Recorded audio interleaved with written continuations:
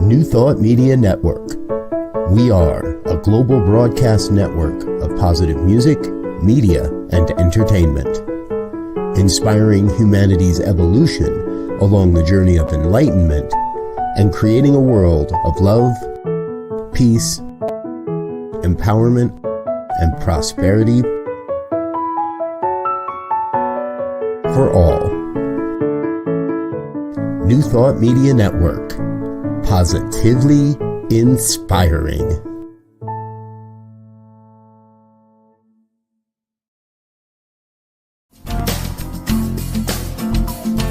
Something great is happening. Love has taken hold and it won't let go of us now. Something here is calling us forward, upward motion with drops in one ocean. Roll on. Will you rise up with me today? Lift up your voice and boldly say, we are the ones we've been waiting for. Live the dream of your highest calling. Be the hope of a new day dawning. We're the ones who can make a difference. Let's stand together. Share your gifts with the world that's waiting for a change that we're all creating. It's a moment for our greatness. Let's stand together now. Well, hello, beloveds, and welcome once again to AGNT Speaks. I'm honored. I'm Dr. David Goldberg, and it's my joy to fill in for Reverend Erin McCabe today. You know, the life of a minister. We bless Erin as she participates in a memorial on this day. And what a joy it is to be with you. It's been quite some time. By way of background, I'm currently serving as the spiritual leader for Unity on the Avenue in Denver, Colorado. I continue to be an ordained CSL minister, and it brings me great joy to be bi-spiritual. So look forward to having a great conversation today. Feel free to enter any thoughts, ideas, questions, comments in the chat box, and we'll do our best to engage with you and connect on every level. So, as well as it brings me joy to be with you today, it also makes my heart happy to be able to introduce Rick Finbow. Rick is an internationally renowned psychic, a magical life coach, a magician, a medium. He does so much so well, and he is firmly grounded in principle and open at the top. So rather than my words, I would invite you into this brief video introducing Rick Finbow. You will enjoy psychic entertainer Rick Finbow. I'm going to give you a general reading first. He's been helping people realize their potential for over 40 years, offering one-to-one and group sessions as well as keynote performances around the world. I use tarot cards to help me focus my intuition. Over 1,800 performances at the MGM Grand Las Vegas. Witness a combination of magic, mysticism, astrology, numerology, and tarot. Rick's shows are rich in demonstrations of ESP and psychic abilities, leaving you with a feeling of wonder and awe. But there's a lot of things that are happening right now in the world that are amazing. You just might learn a little about yourself during his show, too. A new relationship within ourselves. 20 to 90-minute performances are available depending on the venue. Focusing on what we want. Psychic entertainer Rick Finbow. And then the universe will give you more of it. And more of it. For details and booking, go to psychicrick.com. Well, hello there, Psychic Rick. Good morning. Hello, thank you for having me. Oh my gosh, what a joy it is to be with you on this platform that is provided by New Thought Media and the Association for Global New Thought. So one of the things that I would love for you to share, Rick, one of the things that resonates with me is your spiritual practice, What is it that you do first thing in the morning, and what keeps you grounded throughout the day? So what I do before I even get out of bed is I just take a few moments to be grateful. So I kind of write a gratitude list in my head before my feet hit the floor. So as I'm waking up, I'm in my bed and I start being grateful. And even if there's things going on in the world, things that aren't perfect in my world, even, I can always find something to be grateful, including my pillow, my soft pillow, my safe bed, our home, David, our dog, anything. So it doesn't matter where you're at in your life and what's going on in your life, you can always find something to be grateful for. So I write a grateful list in my head before I even put a foot on the floor. And then what it does is it starts my day to be more, brings more things to me. The law of attraction brings more things for me to be grateful for within the day. It just starts off my day like I'm in a good place. I'm being grateful. I have more to be grateful for. So that's how I start my day. I also have a self-care regimen, which I teach everybody. Extreme self-care, self-love. That's what you need to start with every day.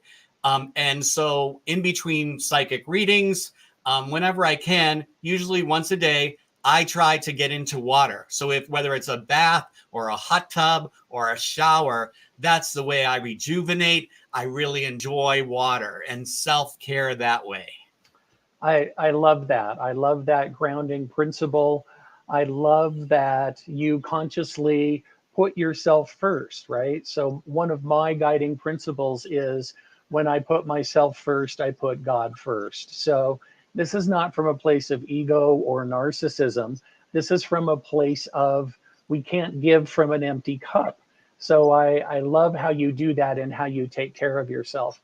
Now, recognizing that you work with a myriad of clients, from people in the business world and the nonprofit world and the religious and spiritual worlds, what is there such thing as a typical day? What skills are you called upon from your toolbox, from your vast repertoire of things that you are able to engage in and support people with? What might a typical day look like? Is that one reading or 10 readings, or how does that unfold for you? So even with that, I use self-care. So when we went into the pandemic, I used to have an office and I used to do readings by Zoom and Skype back then. Skype was a big thing. And I also did phone readings and I also met in person with people. Now I got rid of my office as soon as the pandemic started, and I was already like kind of focusing on that. But my clients were saying, no, I need to see you in person. When the pandemic hit, it kind of helped me to move my business online. So now I just offer Zoom and phone readings or FaceTime readings, and it works. And most of my clients are everywhere in the world. So I have a lot of clients in Amsterdam. I have a lot of clients in France. So it's amazing what happened. And what I use per day is I use tarot cards. So I use tarot cards to help me focus my intuition. And I use that in my magical life coaching sessions and in my psychic readings. So even if I'm doing mediumship, because I'm a medium also. And I've learned that Zoom energy is a lot different than in-person energy. So taking care of myself in person, I used to be able to do like 12 readings a day. For Zoom, I've decided that 6 is the very top and 4 readings a day is the perfect amount. Brings me balance, brings me joy, and I can take care of myself that way. So I appreciate that, and being a minister, serving in a religious and spiritual community, I heard you say that you use the tarot to help you focus your intuition. And some of our friends in the ecclesiastical and in spiritual and religious community um, don't believe in tarot, to put it mildly. Some might say it's the devil's work, or what the bigger the light, the bigger the shadow. So, what would you say to the naysayers who say that tarot is bad or it is the work of the devil? So that is so interesting to me. And I do get that question quite often from people, from lay people or people that I'm just meeting. Some of the people are afraid of the tarot, or they think that it's a sin because that's what they were taught, or they saw that in the movies. And what's interesting to me, one of the most, I collect decks. I've created my own deck. And the most popular deck in the world is the Rider-Waite deck. So here's an example of the Rider-Waite deck. These are the large ones so you can see. But they actually found out that, and there's a lot of different beliefs around where the tarot originated and how it started. There's a lot of romanticism around it because of the movies. And in actuality, I have learned that it started in the 15th and 16th century in Spain and France. So it's interesting because a lot of people think that it came from Egyptian times. And it's interesting that the first people to have paper was China. So, and we never associate the tarot with the Chinese. So it's interesting. And in the 15th and 16th century, when you think back, everything was very religious, steeped in religion, and so are the tarot cards. So the Rider-Waite Pamela Coleman Smith deck, it's interesting also. I used to have a block with this deck because the artist who did the imagery, which is very important in tarot, okay, because you allow your intuition to stir up through the images, okay, and the keywords. And there's 22 major cards. And look at this card here. This is called the Hierophant. And it started in the 15th century of being the high priest. And look how priestly he looks. So, and the Hierophant is the teacher. Teaching and learning go together, and learning and teaching go together. So when you get this card, you're either learning or you're going to be learning something new, or there's a class. It's interesting. I look at, they have these bald men here. And it's interesting because what I see in that is the bald men, it means that they are gaining knowledge and wisdom from above. So there's a lot of religious connotations in these things. This is the emperor, and the emperor used to be called the Pope in the 15th century. These cards started out as the Pope, and the empress was the Popess. So there's so much religious because it came from Catholicism. It comes from Judaism. It comes from all the religions in the world. So all of the religions in the world, you can find different images and different aspects inside the tarot. It's fascinating to me. So anybody that is religious or spiritual like I am, the tarot is an amazing spiritual tool. And it helps. So there is a difference between a tarot reader, somebody that just knows the cards and reads those, that you will find an accuracy in that some of the time. And then there's readers like myself who are psychic and intuitively reading the tarot. That's different because I listen to the intuition, I get images, I hear things, I allow the divine to come through me and through the cards, and I trust it. And when I give a reading, I always say, like, I tell a story about what's going on in your life. And then I ask you, does that feel accurate? Does that make sense to you? Because a lot of times it doesn't make sense to me. I'm like, I have no idea why I have to tell you this, but I have to tell you this. And they always say, you're right. That's because of this. I appreciate that there are people in the tarot decks. Yes. Is there a representative or a direct reference to the devil, or say? Yes. So I'm going to show you another popular deck. The second most popular deck, which I have used over the years, is the Thoth deck. So actually, here's the devil right here. So, and it's interesting because the devil in the tarot, the way I read it, let me get this here for you. Whoops. If you can see the goat, okay? And the goat is actually smiling, if you can see that, and has horns here. Now, horns, when you see it in the tarot, it means horns of knowledge. And the goat is smiling, kind of smirking, because the devil actually means stress in the tarot. And it also means that you might be feeling stuck or trapped, but the goat is smiling because he knows better, or she knows better. She has the horns of knowledge, And the reason why we get stressed usually is because we know better. That shouldn't have worked out that way. They shouldn't have done that. That causes stress. So actually in the tarot deck, the devil comes up. The Hierophant, like I said, we have the Fool, which means opportunity. It's like you're a fool if you miss the opportunity. It doesn't mean that you're going to miss the opportunity. It means that when the opportunity shows itself, you should take it, because you'll be a fool if you don't. And it's just so interesting. So, and there are people in the deck too. Each deck has the self-awareness or spirituality levels, princes, princesses, queens, and knights and kings, depending on the deck. So it can tell you like who else is in your life, who's creating this upheaval in your life, or going to be creating a new relationship for you, what their attributes are. It's very interesting. Reading the tarot is an amazing talent and learning skill that you never will know everything. And that's why I love it, because I'm a type of person that kind of gets bored easily, but I'll never be bored with this because I love what I do and I'm always learning. And it even amazes me. I'm like, how did I know that? How did I know to tell that person that? And it gets easier and easier the more you do it. It's a practice. Now, as we were speaking with Diego before our chat today, you said something else about the devil card, the devil spelled backwards. Yes. So devil spelled backwards is lived. And in one of the decks, let me see if I can find it in the Rider-Waite, the Pamela Coleman Smith deck. The reason why I had a block with this, because it was always called the Rider-Waite deck. And these days in 2022, we're really changing that. Tarot enthusiasts are changing that to make it be more of a Pamela Coleman Smith deck, because she was the one that was commissioned to create the art. And the art is one of the most important things in the deck.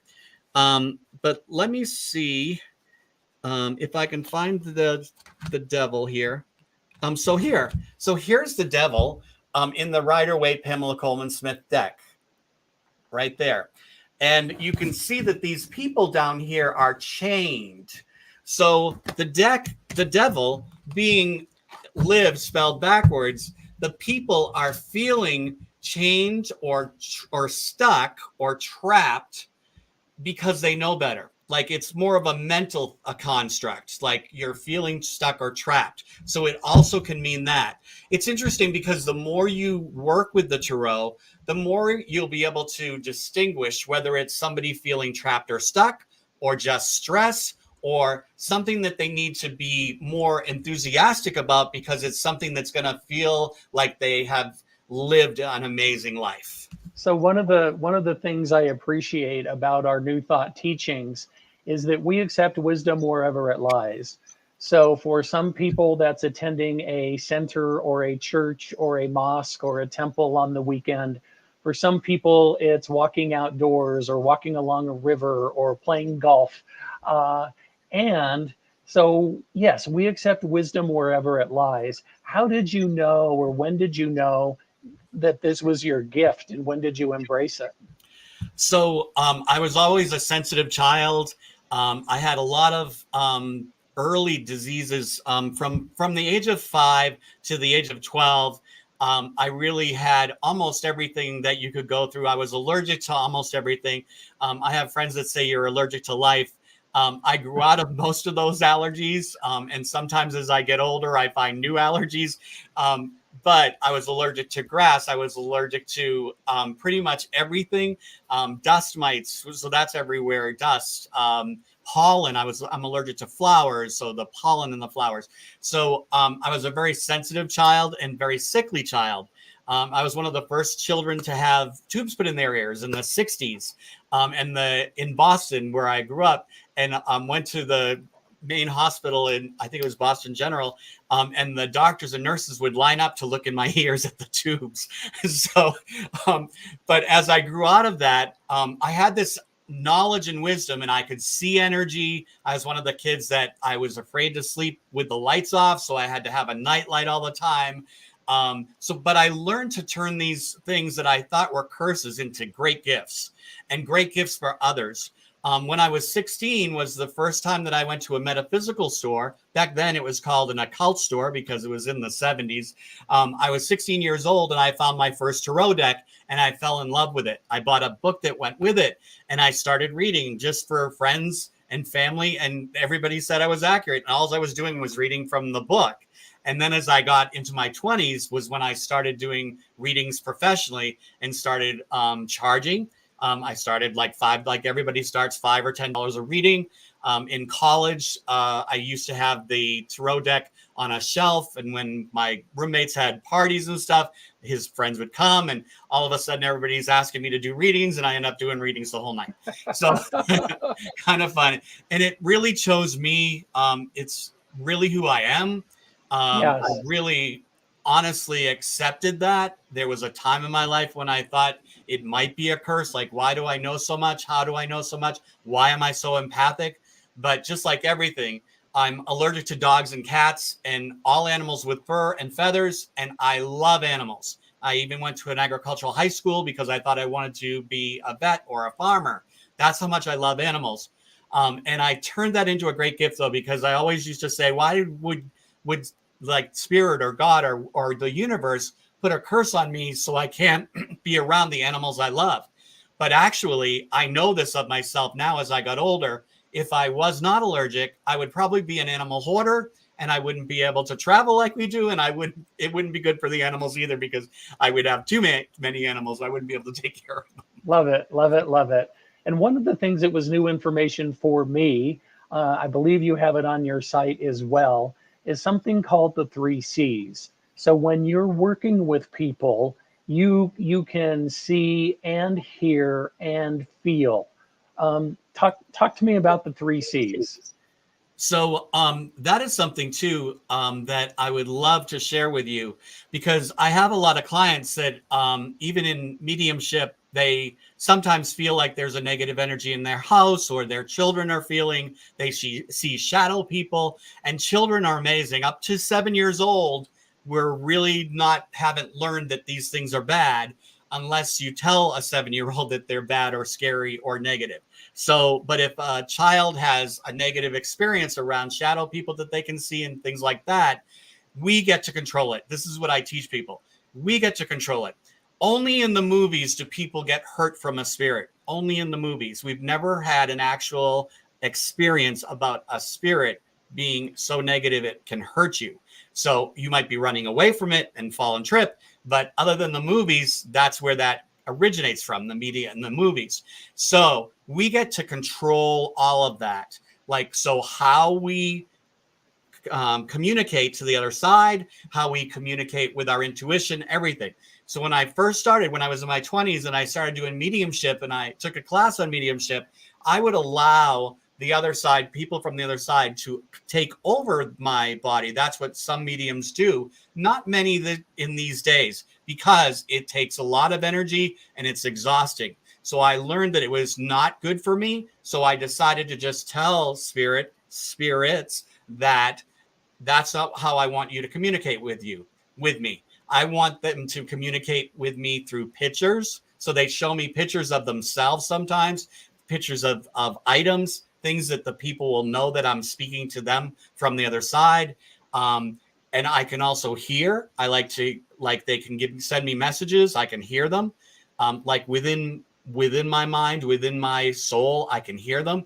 And then I can also see. So I just get these images and hearing and feeling, the feeling that this is going on, the feeling. So a lot of things come up when I'm doing mediumship. I like to see like how the person passed or what they were going through as they passed, because it's a lot different. It feels a lot different than what actually happened for you in that time.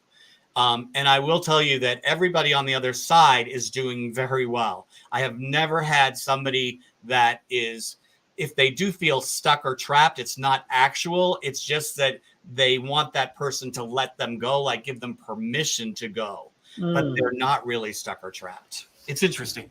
And so when people ask you that question and they're trying to get clarity about how you work and what you do, then you can tell them that you feel and see and hear, right? Yes. So clairaudient, clairvoyant, clairsentient for the academicians in our audience. That's tremendous. And you've also done some animal communication work. Yes. I'm also an animal communicator. And a lot of times I help people with releasing their animals because they know it's getting time for them to go. And a lot of times it's mostly like you telling the animal that it's okay to go, and that they can go on their own. And a lot of times helping animals to go, is one of the most humane things. I actually feel I wish we could do it for people. But it's because it is one of the most acts of love, because an animal will stay because they love you so much and they know that you love them and they will stay longer. What was the question again?